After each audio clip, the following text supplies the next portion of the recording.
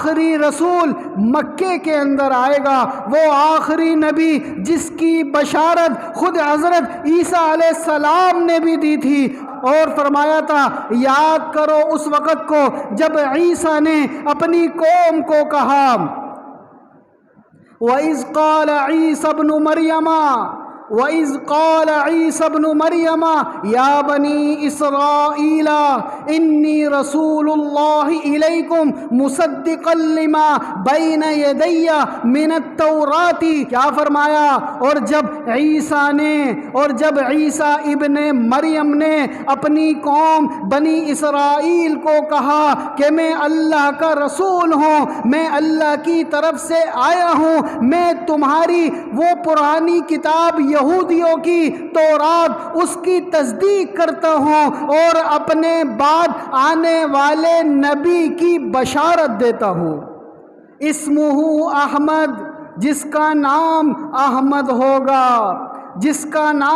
احمد ہوگا، وَمُبَشِّرًا بِرَسُولٍ یَأْتِی اسمہ احمد، جس کا نام احمد ہوگا، وہ احمد جو تمام نبیوں کا سردار ہوگا، وہ احمد جو تمام نبیوں کا امام ہوگا، وہ احمد جو سب سے زیادہ اللہ کی تعریف کرنے والا ہوگا۔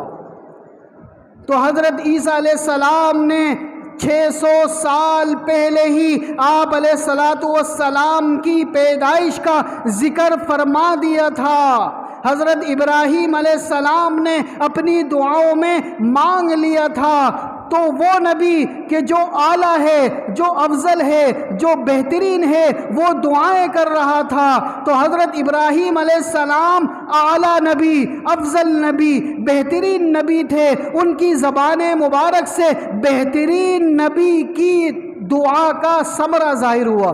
اور اسی طرح حضرت عیسیٰ علیہ السلام بھی بہترین تھے، حضرت عیسیٰ علیہ السلام نے خوشخبری دی۔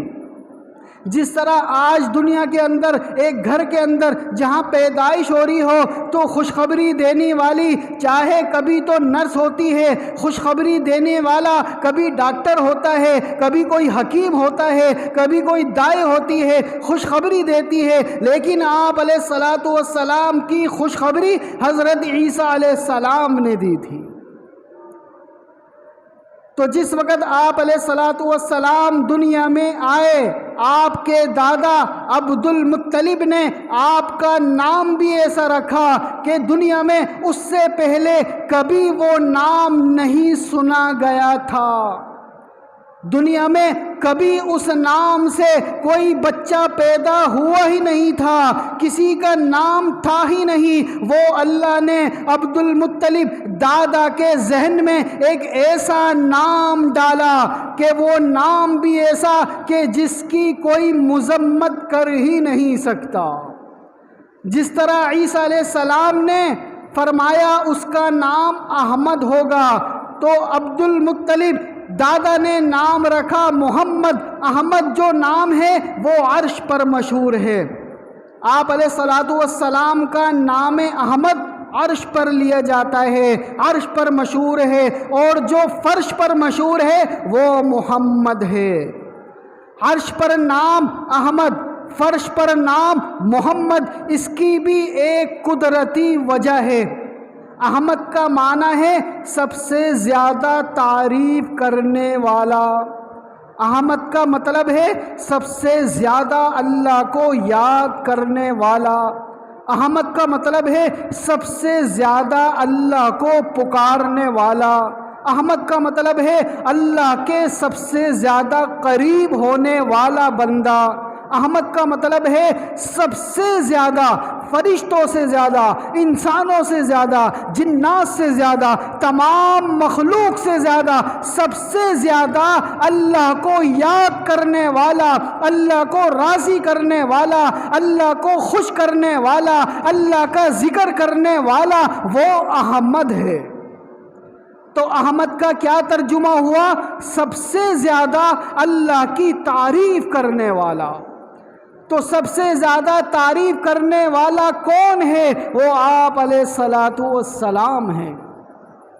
حضرت آدم علیہ السلام کا ترجمہ یعنی ان کے نام کا مطلب یہ ہے آدم مٹی سے بنا ہوا، آدم مٹی سے بنا ہوا، گندم سے بنا ہوا، گندم، آدم گندم سے بنا ہوا، مٹی سے بنا ہوا۔ اور نو کہتے ہیں نوحہ کرنے والا، رونے والا۔ اسی طرح یوسف کہتے ہیں آنسو والا، آنسو والا۔ اور اسی طرح یعقوب کہتے ہیں غم زدہ رہنے والا، عیسیٰ کہتے ہیں اسی طرح گھومنے پھرنے والا۔ لیکن محمد کی جب بات آئی، محمد کہتے ہیں جس کی اتنی زیادہ تعریف کی ہو کہ اس سے زیادہ کسی کی تعریف نہ کی ہو۔ آپ علیہ السلام کا نام محمد اس بات کی علامت ہے کہ محمد تعریف شدہ ہے، محمد کی برائی ہو ہی نہیں سکتی، محمد کی ذلت کے ساتھ نام لیا ہی نہیں جا سکتا، محمد کی بے عزتی کر ہی نہیں سکتے، کیونکہ محمد اپنے نام کے اندر یہ بتا رہا ہے یہ محمد وہ ہے کہ جو تعریفوں والا ہے۔ آسمان پر اللہ کی سب سے زیادہ تعریف کرنے کی وجہ سے وہاں پر آپ علیہ السلام کا نام احمد رکھا گیا، اور دنیا میں اللہ نے اسی احمد کا نام محمد رکھا، تعریفوں والا۔